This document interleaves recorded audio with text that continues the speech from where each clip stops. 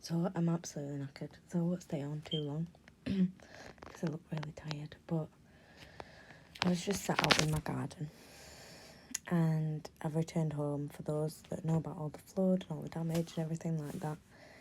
And I was sat out in the garden, and it's nearly 1 o'clock in the morning here, so as you guys know, night owl that I am. I was sat out there, and obviously I have immense gratitude for everyone that's donated on the GoFundMe, and that was just sat in my heart. And I've been thinking about all the potentials. I've been looking at houses, I've been looking at all my options, and if anyone is renting a house in the West Yorkshire area that allows pets, please hit me up, because I'm struggling with pets at the moment, but divine alignment will all fall into place as usual. But yeah, so I was sat out there, and I just had deep gratitude, first of all, for all the opportunities that I was thinking what can come.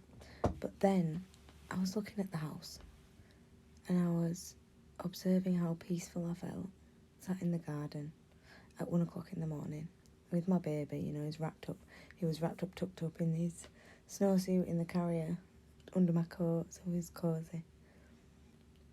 And I was looking at the stars, and I just had such an overwhelming feeling of deep gratitude for what this area, the neighbours, this house has brought.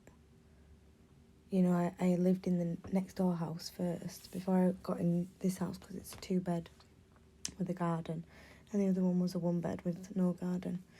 So I moved about a year after living in the first house on Itch, and I've lived down here a while now, since 2018 or 2019, and it really, obviously lately it's been nothing but stress, so all I've associated this house with is negativity and stress, and not wanting to be here and wanting to move, and fear and anxiety and all that shite, and resentment.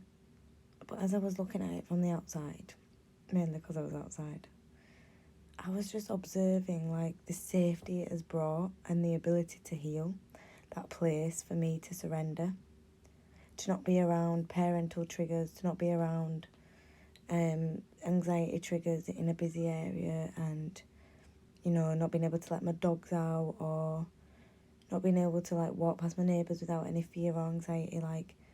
All them things we kind of take for granted. I have the most beautiful neighbours, unbelievable neighbours that were out here helping with the flood. Just they don't have to do the things that my neighbours do, and it's just beautiful. And the area is so peaceful and quiet, and no one comes down here unless they live down here, really. So it's a really beautiful area, and it's just provided me a place to heal for so many years. And that doesn't change the fact that I've outgrown it, and that it's in disrepair, and that it's fucking flooded and all the furniture's fucked. But it does still allow place for gratitude. We have to have that balance, that yin and yang. We have to have the balance and the knowing that it's okay to have both. Yeah, so simply put, I think finding the balance between motivations to move and change your life, and reasons why to do that. A lot of these things that have happened have been motivators for me to move and change parts of my life and how I'm living. But in the same respect, it's really important to have deep gratitude for what I have received here, and the blessings, the healing, the opportunity to recover and rest and be safe that have been provided for here. And I do have deep gratitude for that. So yin and yang, but sending abundance of gratitude for this house, and also for everyone that made it possible for me to leave this house too.